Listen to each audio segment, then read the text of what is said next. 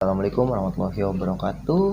Perkenalkan, nama saya Dasep Satriana, hanya guru bahasa Indonesia. Oke, saat ini saya ingin berbagi informasi mengenai ini nih.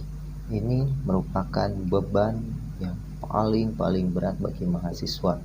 Karena apa? Karena dialah yang akan menjadi penentu kelulusan mahasiswa nanti ya, terutama mahasiswa S1 gitu ya. Nah, jika kita ibaratkan dalam sebuah game pada zaman dulu, game-game offline gitu ya, yang seperti PS2, seperti Resident Evil dan lain-lain. Nah, skripsi ini seperti bos terakhir yang harus ditaklukkan gitu ya. Makanya ini menjadi beban yang sangat berat gitu bagi mahasiswa. Tak jarang mahasiswa sampai semesternya sampai semester 9, semester 10 gara-gara skripsinya yang tertunda gitu ya. Nah, tertunda itu ada beberapa faktor gitu ya. Faktor-faktor tersebut yang paling sering dialami oleh mahasiswa ketika semester 7 gitu ya, ketika pengumpulan judul skripsi gitu ya untuk proposal penelitian nih, yang biasanya itu adalah judul gitu ya. Masalah pertama yang pasti dirasakan oleh semua mahasiswa tingkat akhir adalah bingung menentukan judulnya mau apa ya. Sudah dapat judul yang kira-kira bagus gitu ya, takut gitu apakah judulnya udah dipakai oleh kakak tingkat atau lain-lain gitu ya. Banyak dilema ketika kita menentukan judul gitu ya. Nah, saya ingin membagikan beberapa tips ya. Yang pertama ini adalah mengenai penentuan judul. Cari judul dari materi kuliah yang paling kita kuasai. Ingat, garis bawahi, yang paling kita kuasai ya, bukan yang materi yang dianggap dosen paling bagus, bukan materi skripsi yang kira-kira judul kita nanti ya paling yang baik ya. Tapi cari materi yang paling kita kuasai dan kita berminat di sana ya. Jangan menentukan judul skripsi yang judulnya itu ingin kita terkenal oleh orang. Misalkan pengen judul skripsinya pengen bagus nih supaya kita dipuji dosen atau dipuji kakak tingkat atau adik tingkat dan lain-lain. Jangan ya, tapi cari judul yang kira-kira materinya itu dari hal yang paling kita kuasai dan kita berminat di sana. Selanjutnya adalah tentukan variabel bebas dan variabel terikatnya gitu ya. Variabel bebas berdasarkan materi yang kita kuasai dan variabel terikatnya yang mudah dijangkau. Dalam artian seperti ini, dalam beberapa kasus variabel bebas ini biasanya ini mengenai materi ya yang kita kuasai, yang kita angkat gitu ya menjadi judul skripsi. Sedangkan variabel terikatnya biasanya ini merupakan tempat atau satu kelompok tahun ya nanti kita skripsi gitu. Misalkan judulnya bagaimana cara menentukan atau judulnya itu pengaruh kemampuan membaca bagi siswa SD kelas 10 tahun ajaran 2018-2019. Nah, di sana kita kan materinya itu adalah membaca gitu. Kemudian menjadi variabel bebasnya. Kemudian yang menjadi variabel terikatnya adalah siswa SD gitu ya, tahun ajaran. Nah, di sana ditentukan gitu ya. Nah, cari lokasi penelitian atau tempat yang dimana kita punya akses orang dalam. Ingat, 2020 akan lebih mudah jika ada orang dalam ya, dalam artian kita kenal dengan salah satu orang di sekolah tersebut ya. Dalam artian kita yang pertama keuntungannya itu perizinan mudah, kemudian proses penelitiannya juga mudah gitu ya. Oke, selanjutnya itu kriteria judul dalam skripsi yang benar dan baik gitu ya. Yang pertama itu judul harus singkat, padat, dan jelas. Ingat, padat dan jelas. Padat bukan dan harus jelas ya. Singkat, padat, dan jelas ya. Dalam artian judul skripsi harus juga memperhatikan kaidah-kaidah kebahasaan gitu ya. Tidak boleh meskipun di antara teman-teman semua ada yang berasal dari jurusan akuntansi, ya. Nah, meskipun begitu tetap ya ketika pengambilan judul itu harus sesuai dengan kaidah-kaidah bahasa Indonesia. Dalam artian singkat, padat, dan jelas. Tidak boleh terlalu panjang lebar. Misalkan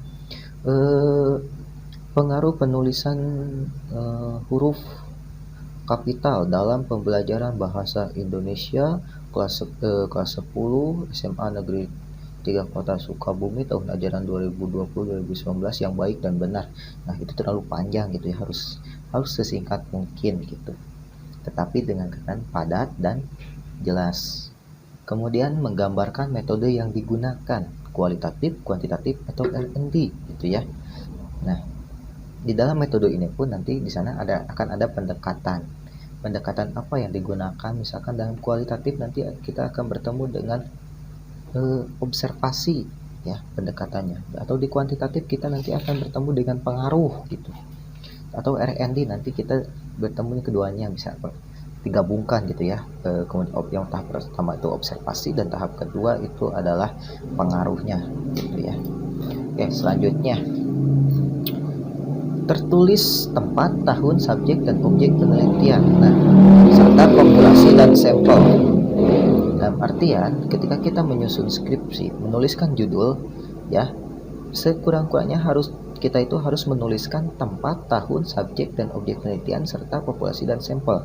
Ingat, ketika kalian mengambil judul kualitatif, kalian cukup memasukkan subjek dan objek penelitiannya saja. Kemudian jika kalian mengambil kuantitatif, maka yang harus kalian masukkan adalah populasi dan sampel. Ya, kemudian yang terakhir adalah tujuan penelitian. Ya. Oke. Saya akan memberikan contohnya. Contohnya seperti ini. Pengaruh keterampilan membaca skimming terhadap kemampuan pemecahan masalah siswa kelas 10 SMA di Negeri 3 Kota Sukabumi tahun ajaran 2020-2021. Nah, seperti ini rinciannya. Metode yang digunakan, yang pertama kuantitatif, gitu ya. Karena terlihat dari awal katanya itu adalah kata pengaruh, gitu ya. Salah satu pendekatan dari metode kuantitatif, gitu. Kemudian waktu dan tempat penelitian sudah jelas di sana ada siswa atau tempatnya SMA Negeri 3 Kota Sukabumi, gitu dengan tahun ajarannya. Nah, ini tuh menjelaskan mengenai tahunnya, gitu. Kemudian populasinya. Nah, ingat karena ini metodenya adalah kuantitatif, maka yang digunakannya itu adalah populasi, itu bukan subjek maupun objek penelitian. Gitu. Populasinya adalah siswa kelas 10.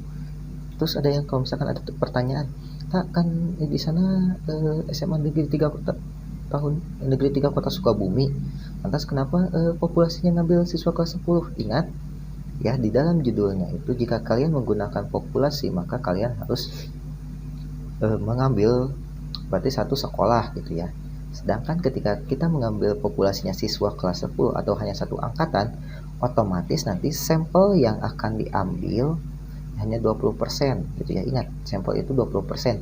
Jadi jika ada 10 kelas ya, berarti yang nanti sampel yang bisa diambil itu adalah 2 kelas, atau dalam seperti ini, jika ada 100 siswa di sekolah tersebut maka cukup 20 siswa yang harus diteliti gitu ya di kelas tersebut, di angkatan tersebut gitu ya.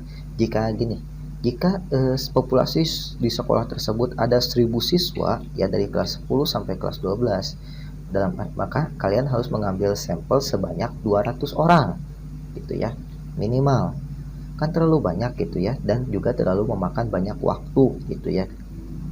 Maka populasinya bisa kita sempitkan menjadi satu angkatan saja, menjadi kelas 10, 11 ataupun nanti kelas 12, itu menyesuaikan dengan materi yang akan diambil sesuai dengan silabus ya dan lain-lain. Nah, kemudian tujuan penelitian.